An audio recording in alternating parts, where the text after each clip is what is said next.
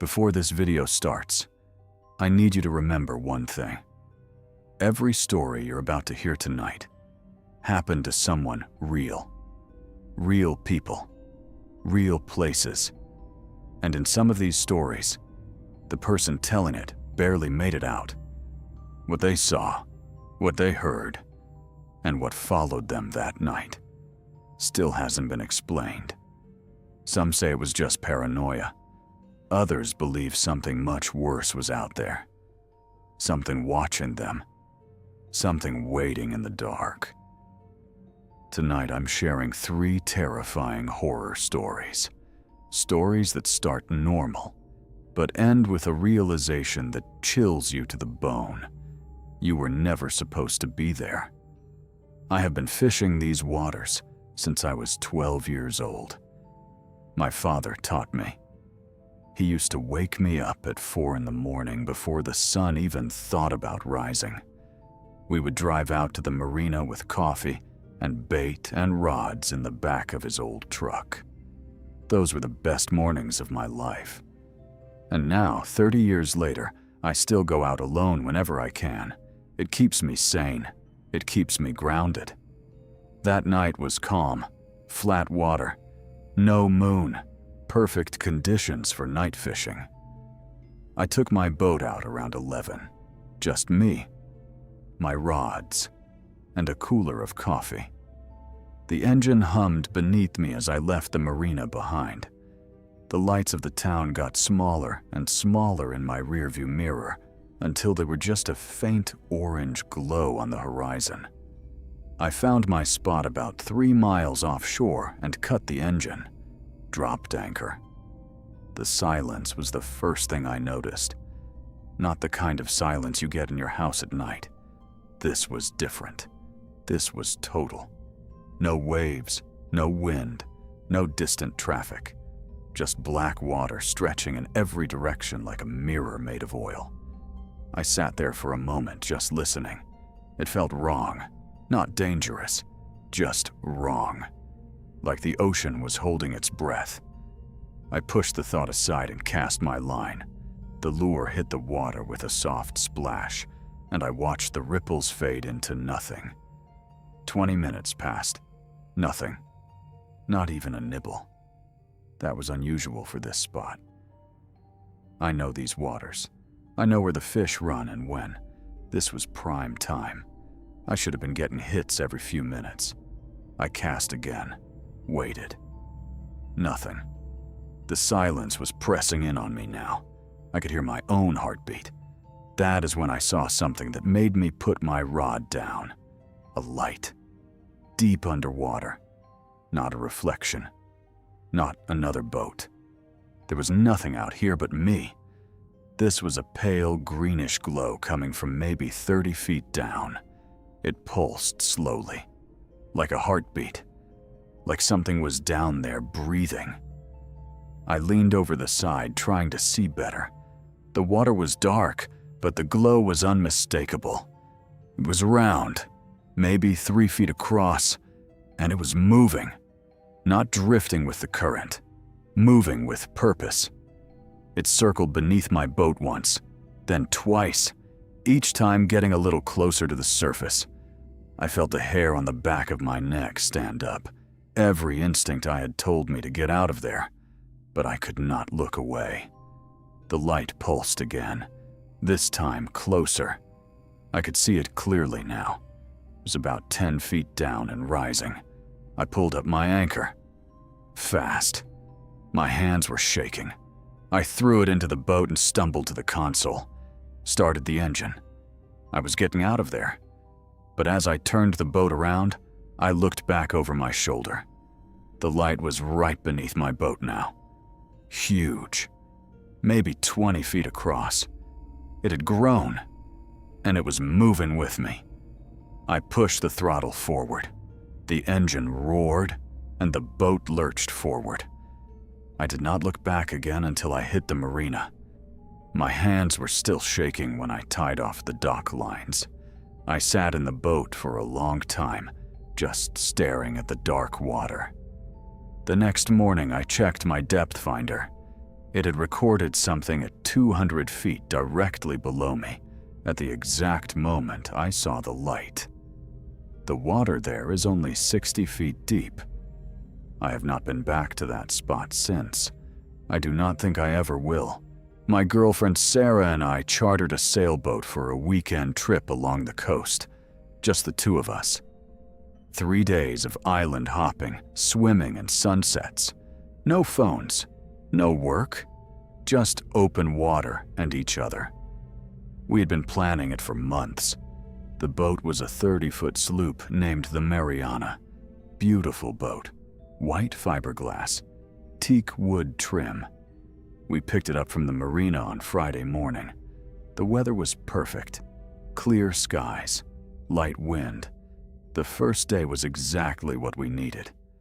We sailed about 4 hours to a small island I knew from previous trips, anchored near a quiet cove, swam in water so clear you could see the bottom 30 feet down.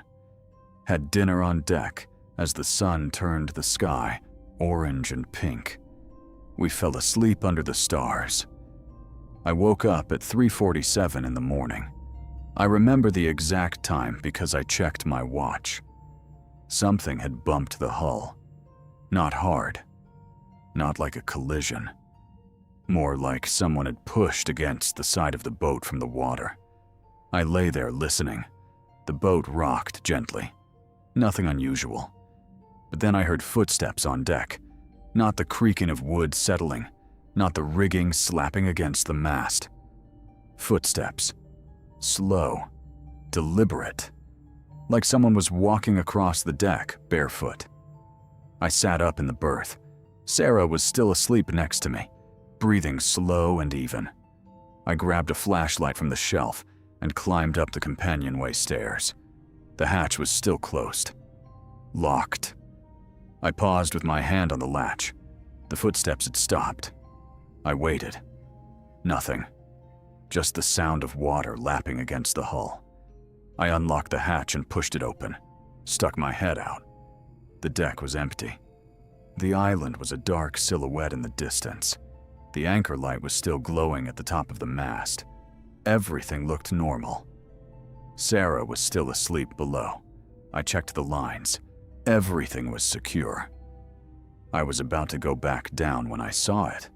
On the opposite side of the cockpit, near the starboard bench, a small puddle of water. Seawater. But there was something strange about it. It was mixed with sand, like someone had climbed aboard dripping wet and stood there for a moment. I swept the flashlight across the water around the boat. Nothing. Just dark waves. I went back down and locked the hatch behind me. Told myself it was my imagination. Told myself it was just water splashing over the side. But the sea was calm. There were no waves. I lay there awake for a long time, staring at the ceiling. The next morning, I woke up before Sarah. Made coffee. Went up on deck to prepare breakfast. That is when I found it.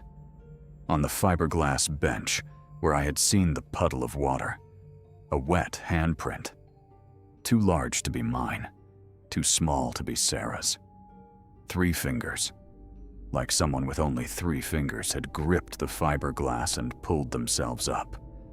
I stared at it for a full minute. The print was fresh. The water had not even dried yet. I scrubbed it off with a towel and never told Sarah what I saw. We sailed back that morning. I made up an excuse about weather coming in. But the truth is, I could not spend another night on that boat. I sold the Mariana 3 weeks later. Told the buyer I did not have time for sailing anymore. He asked why the starboard bench looked like it had been recently refinished. I told him it was nothing. Just wear and tear. I have been a commercial diver for 15 years.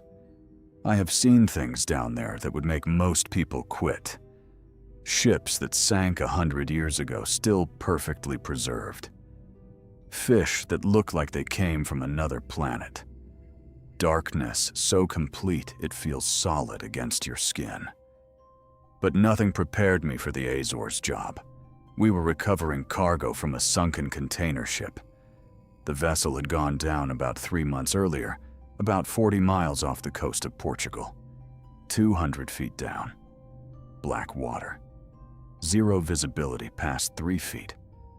I was paired with a dive buddy named Marco. Marco was a local guy, late 30s. Quiet. Professional. The kind of diver who never panicked. We had a surface-supplied air system and a communication line. Standard deep water setup. We descended together. The water got darker as we went down. At around 150 feet, it turned completely black. Our lights were the only thing cutting through the void. The wreck appeared beneath us like a ghost. Huge, broken, resting on its side on the sandy bottom. We landed on the hull near the cargo hold. The plan was to cut open a section and retrieve sealed containers. Standard salvage work. About 30 minutes into the dive, I heard Marco's voice in my helmet. "Hey, do you see that?" I turned my head. My flashlight beam swept across the seafloor. About 20 feet away, there was a figure standing on the bottom. A man, fully dressed in old-fashioned clothes, dark trousers, a heavy coat, leather boots. No dive gear, no mask, no air supply. Just standing there upright 200 feet below the surface. His skin was pale. Not white. Pale, like something that had been underwater for a very long time. He was looking at us. I could see his eyes. They were open. Marco said, "That is not possible." I wanted to say something back, but my throat had closed up. The figure raised one arm slowly and pointed directly at me. Then it moved, not walking. It glided toward us without moving its legs, like it was being pulled across the bottom by something invisible. I signaled to ascend, immediately. Marco did the same. I hit the inflation valve on my lift bag. It began to pull me up. But as I rose, I felt something grab my ankle. Not the current. Not a piece of debris. A hand. Pale. Bloated. Wrapped around my boot. I looked down and saw fingers curled over the top of my fin. I kicked hard.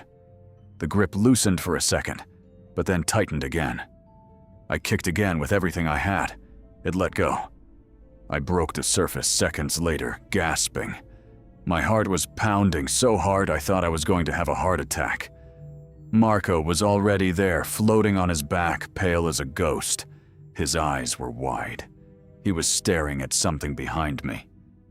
I turned around. The water was flat and empty, just dark blue stretching to the horizon. We never talked about it. Not once. Not on the boat ride back. Not at the debrief. Not ever. But I checked the dive log later that day. At the exact moment, I saw the figure my depth gauge had recorded me at 212 feet. Marco's gauge recorded him at 211. Neither of us was near the bottom. The seafloor was at 280 feet. Whatever that thing was, it was not standing on the bottom. It was floating, hovering, waiting. I quit commercial diving 3 months later. Told my wife I was tired of the travel. She knew I was lying. She never asked why.